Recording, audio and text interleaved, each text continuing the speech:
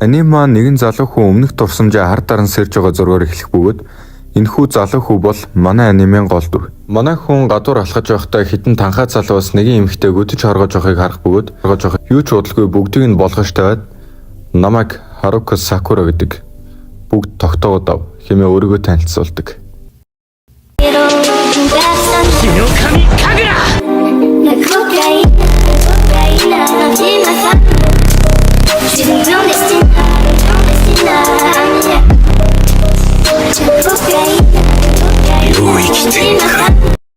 Сакура маань байнга зодоо ээж явдаг ч гэсэн үнэндээ бол маш сайхан сэтгэлтэй нэг бос эмэгтэйчүүдтэй харьцахдаа нэлээд таарав. Нөгөө түрүүний охин нь ирээд баярлаа гэд хэлсэн чинь бүр ичиж сандраад нүрэн улаагаад бөөнл юм бол. Ингээд талархлаа илэрхийлэн хоолоор дайлах бөгөөд Бофферийн нийт талаар ярьж өгдөг. Энэхүү хотод байнга дээрэм тонуулж өгдөг бөгөөд Боффер ингэх ахлах сургуулийн залуус тэдний эсрэг тэмцэж хотыг хамгаалдаг буюу нэг ёсондоо тэд бол энэ хотын бааtruуд л гэсэн үг. Манай хүн хоолоо идчихээ тарих замдаа зөндөө олон хүнтэй таарах бөгөөд өмнө нь Сакурад маань зодуулсан гарууд нь бүр олоолаа улчихсан зодгоо хүлээж идэг. Тэгээд зодооны эсхийг нь эдит хийх гэсэн боловч копирайттай болмоос ус болсонгүй. Яг энэ үед Бофферийн 3 гишүүрч тэднийг авран дээрэмчтэй эсрэг гуруулахнаа тулдан ялдаг. Ингэснээрээ тэд дахин нэг удаа хотдоо өөрсдөө батлан харуулсан юм. Маргааш нь сургууль руугаа явах замд нь хотыг маань хамгаалсанд баярлалаа гэд иргэдэн манай хүнд маш олон бэлэг өгөх бөгөөд манай хүн ерөөсөө золсныхоо төлөө дандаа загнуулж байсан болохоос ерөөсөө бэлэг авч үзээгүй байсан болохоор маш их шоконд ортог. Ингээд гайхалтай залуус цугладаг их Бофферийн сургуульд Сакура маань бүгдийг нь ялж оргил дээр нь зогсно гэсэн ганцхан зорилготойгоор сургуультай хэлсэн орсон юм. Анги руугаа орж ирэнгүүтээ шууд лүүрэлт аваад үзгээл тэгсэн чинь нэг залуу ирээл нөө хотыг хамгаалсан гайхалтай залуу чи энэ шүү дээ гэж тэгсэн чинь ангийнх нь бөөндөө хуржээл. Манай хүнч тэгэл хүмүүстэй харилцаж сураагүй болохоор ичээл тэр аваар. Тэгээд манай хүн юу ч бодлогүй ярьчихсан юм болохоор би бүгдийг чинь дийлээд оргил дээр нь зогсно гэдгсэн чинь одоогийн оргил дээр байгааг дэмждэг нэгэн залуу ирээд тэр хоёрын орондоос хөрхөн зодон болоод дамжнаа. Ингээд манай хоёрын зодон сургуулийн номер 1 буюу Өмэмия үг хэлснээр төгсдөг. Ингээд Сакура түрүүний зодтолдог гартагаа нийлүүлээд 2 гишүүний амтаар хотын эргүүлд гардаг бөгөөд Шишторон буюу эсрэг бүлгийнхэнд багийнхан нэгэн гишүүн хөөгдөж байгааг хараад түнэл рүү шууд гүгэд орчдөг.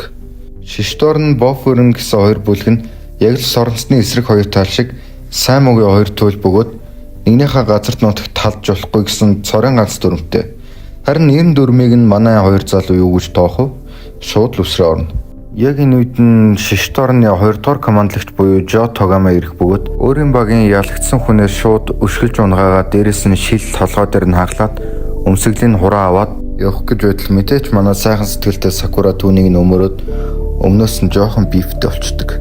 Ингээд хоорондын дүрмээ зөрчсөнд бол хоёр талын дулаан болж мэдхээр болсон болохоор Өмэмия буюу хамгийн хүчтэй залууд энэ тухай илтгэхээр ирдэг. Сакура энэ хүнийг давна гэж хэлсэн болохоор уулзахыг маш их хүсэж байсан ч үнэхээр сайхан сэтгэлтэй ногоо тарьсан бүр нэг хаанаас нь ч харсан хайр татна залуу зогсож байдаг.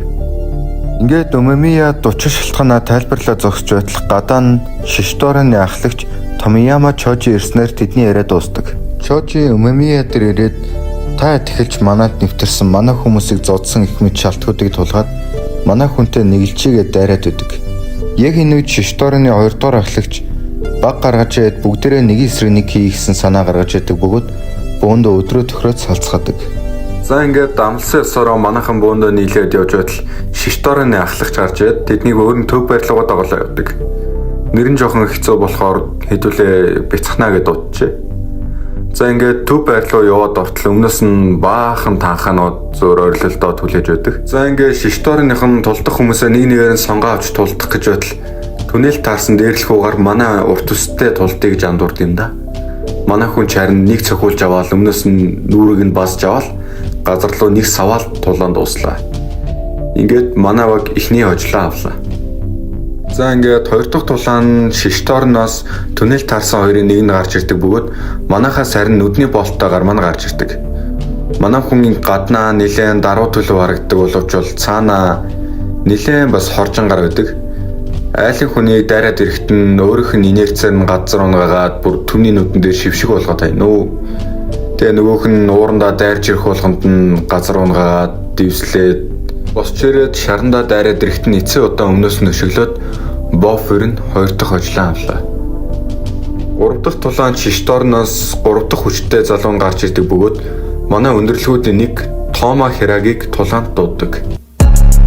Ажил тараад ажил хасал бойс салдаг гүгэрийн гадаа ирээч хасал тэнгээс төрсөн хасал линси бэндэг шууд цацал багажинтаа чихэл хазал тэгээд зураг болгож хязал надаас босоогүй орсон газар бүртээ ихийг санах чүн нь хоосонгүй бачуурын мөрийн хөтөлбөр шиг хамтлагч хүчгүй би болд байсан бол тэдний дундлаа баруун хувийг чухнаад хамуунуудын зэрлэг хоод хийдий чиг дөрөлцөх урсаа үедээ мэн чи баг буруу ишилсэн хүрэлсүү гай болохоор сайг болож дэлхий дахин төрөхтэй тэрхэ битгий март хихи Хамууч нэг тарих friendly fire-ны бич угаас бит санаа гаргад бичтэй хаягдаг миний хүмүүс арай бурхнаас авч өдгөртөө арилж хийдэг хүрээлэл донд харах байдгүй ашиг бас арилцаа дийдэг From my boys and chili sauce From my boys and хашиг хэрэг From my boys and тавай хэрэг From my boys and чили хартарсан зүг From my boys and boys in the hood From my boys and boys in the boot From my boys and boys in the hood From my boys and boys in the boot Нэг хөдөр шиг ажилладаг шүн болгон баасан үржүүлээд үсэг би Чингис ах инээдэг уртаасан нутас дуурн халаасан мөнгө орч ирэн даасан хүтэн өгчин гүлгээний ундаг гооч лутаас хамуударыг минь урдтай дадаг ажилд орсон гэнг сайн хэрэглэдэггүй харцаараа ойлголцсон all eyes on me Маш хэрүүн тулаан өрсөний эцэст манай хүн ялдаг бөгөөд Боферинд 3 дахь ялтыг нь авчирсан юм. Энэ хоёр багтаа маш сайн найзууд байсан бөгөөд хамтдаа хотын хамгийн хүчрхэг нь болно гэсэн зорилготой явж байсан. Гэвч нэгэн өдөр Тома маань Боферинд орсноор Кота буюу найз нь нөхөрлөөс урвсан хэмээн дүгнэж өшөө авахар шишторонд орсон байдаг. За ингээд энэхүү аниме маань 13 ангитай байгаа. Тэгээд эхний 6 ангийг нь товчлоо үргэлээ. Дараагийн 7 анги би аль болох хурдан хугацаанд оруулна. Тиймээс та бүхэн лайк болон subscribe-аараа дэмжиж өгөөрэй. Баярлалаа.